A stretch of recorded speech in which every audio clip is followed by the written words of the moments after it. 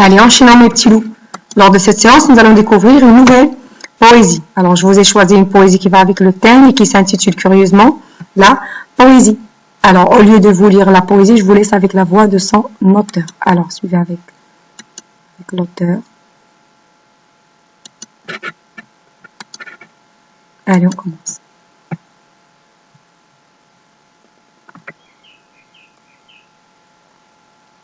La poésie est une enfant qui souffle sur des dents de lion pour ensemencer le vent. Alors, je vous explique. Vous avez vu, la fille est penchée sur une plante. Alors, cette plante s'appelle dent de lion. C'est l'autre nom du pissenlit. Alors, dent de lion, c'est une plante à fleurs composées, dont les feuilles se mangent en salade. Quand ils sont jaunes et tendres. Et c'est une plante médicinale. Donc, je vais vous montrer une photo. Voilà. C'est le pissenlit, bien dent de lion. C'est une plante médicinale. D'accord? Je vais vous dire plus tard pourquoi l'auteur l'a cité ici dans sa poésie. Allez, on continue les enfants. Pour ensemencer, ça veut dire répandre, semer ou bien répandre de la semence partout. Allez, on continue. La poésie est une rebelle qui joue avec le feu pour embraser le réel. Alors, une rebelle, ça veut dire une personne qui se révolte contre quelque chose ou bien contre quelqu'un. Allez, on continue. Avec des sanglots. Écrite avec des sanglots, ça veut dire avec des pleurs, avec des larmes.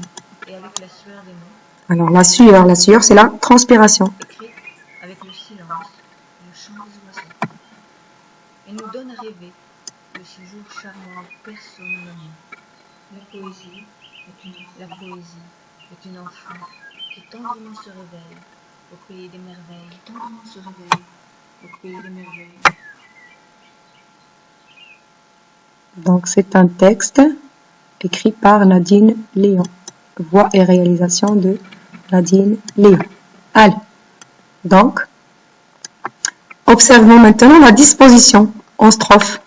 Quand vous avez la première strophe, la deuxième strophe et la troisième strophe. Chaque strophe, Nadine Léon l'a écrite dans un but précis. C'est pour exprimer une idée. D'accord? Alors, on a des vers qui sont libres, qui ne riment pas forcément. Et on a l'absence de ponctuation. Il y a ni point, ni virgule. D'accord? Et Nadine Léon a choisi des mots pour créer des images. Donc, si on ferme l'œil, on s'imagine la poésie qui est personnifiée, qui est devenue une personne et qui fait des choses. D'accord? Alors, Nadine Léon personnifie la poésie. La poésie est une chose inanimée. D'accord? Elle lui attribue des propriétés d'une enfant. Quand elle dit la poésie est une enfant, d'accord, qui souffle sur des dents de lion. C'est pour les semer partout.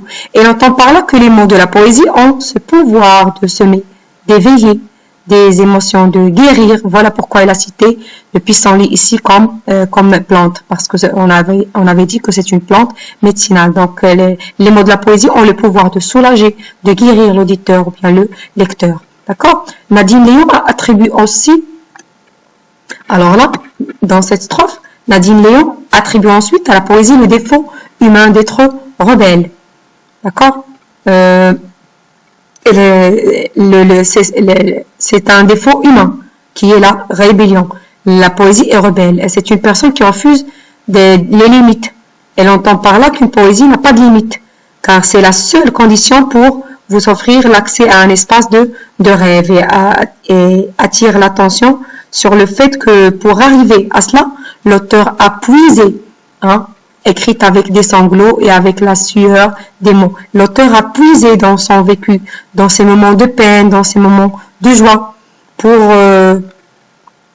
nous offrir ce regard amusé sur le monde. D'accord?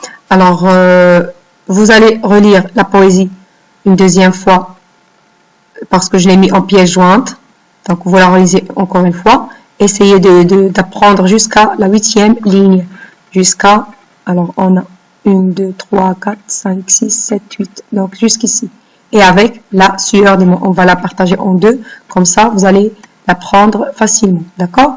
Allez. Et là, vous avez vous avez le temps pour apprendre la poésie à la maison. D'accord? Et ensuite, vous allez la garder dans la partie poésie du classeur. Je sais que je peux compter sur vous les enfants. Vous pouvez même colorier l'illustration qui est sur la poésie. Allez, au revoir.